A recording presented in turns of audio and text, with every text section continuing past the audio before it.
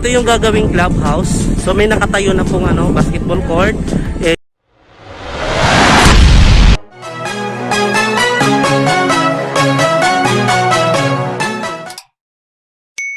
Hi guys and good afternoon. This is Arn Abantao and welcome to my channel. And I'm here now at the site of Meycauayan, Deca Homes. Abot mo yung minimithing bahay dito sa Deca Homes, Meycauayan. Sa mga gusto po mag-inquire sa unit, meron po tayo mga townhouses. And ayan, naglalakad po ako. Dito po tayo sa site ngayon. And we're going to take a picture right here. Magandang hapon. And sa mga hindi pa po nakapag-subscribe sa aking channel, click the subscribe button and hit the bell para updated kayo sa mga upload yung video regards dito sa mga property. Hello guys, may kasama ako and andito si Miss Ruth. So usually hindi ako nagba-vlogging, more on tutorial ako, pero isisingit ko na rin tong moment na to. Po tayo ngayon sa 52 square meter guys.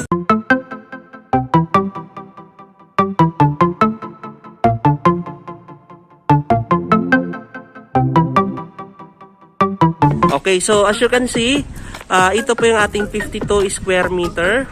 Wow! Yan, so papakita ko po sa inyo sa loob.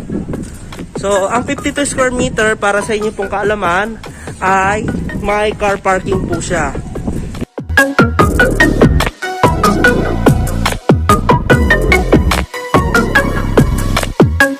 And let's go inside sa ating 52 square meter. Papasok lang po. Okay. So, magandang hapon. Nakikita niyo po dito sa ating 52 square meter. Ito po yung ating pinaka living room. Upon sa turnover ng ating unit, ayan, so malaki po yung space, so dining room, in living area, and so ito po yung ating pinaka comfort room, syempre, and ito po yung ating, ito naman yung ating lavatory. And akyat po tayo sa taas and ipapakita ko po sa inyo yung ating second floor.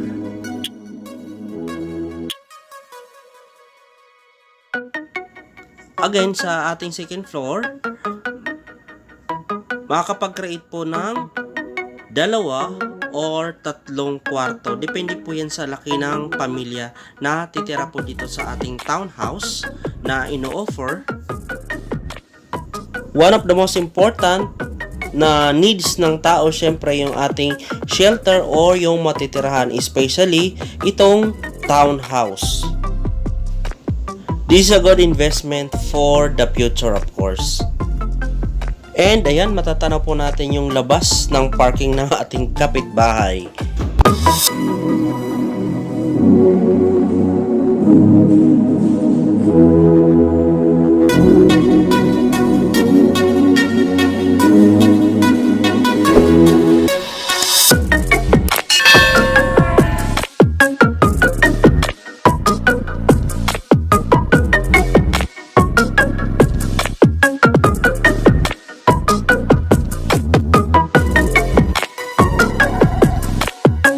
Community dito sa Deca Homes, Meycauayan.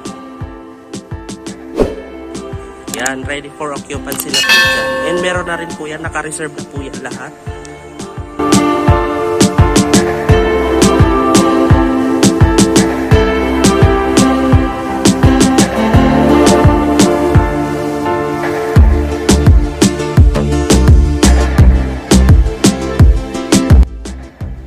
Ito naman yung 40 square meter with motorcycle parking.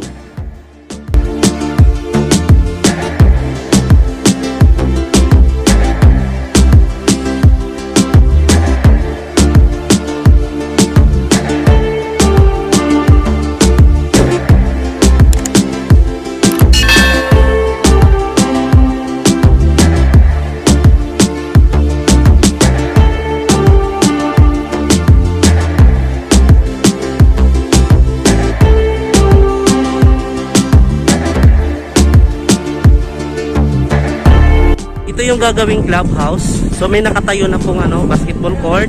And syempre sa clubhouse meron po yung mga amenities na included dyan.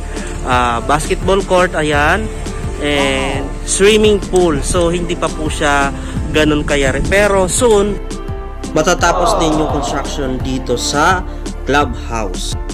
Good thing sa ating clubhouse, makikita nyo naman, very wide po siya. And syempre mag-enjoy po yung mga bata or magkakaroon po ng mga recreational dito. So mag-enjoy po talaga lahat ng mga families na nakatira po dito sa community sa Deca Homes, Meycauayan. For more info, you can send your inquiries through my social media account, Abantao Arn, on how to avail the property that we are offering here at Deca Homes, Meycauayan. Once again, this is Arn Abantao. Thank you for watching. Don't forget to click the subscribe button and bell the notification for more updates.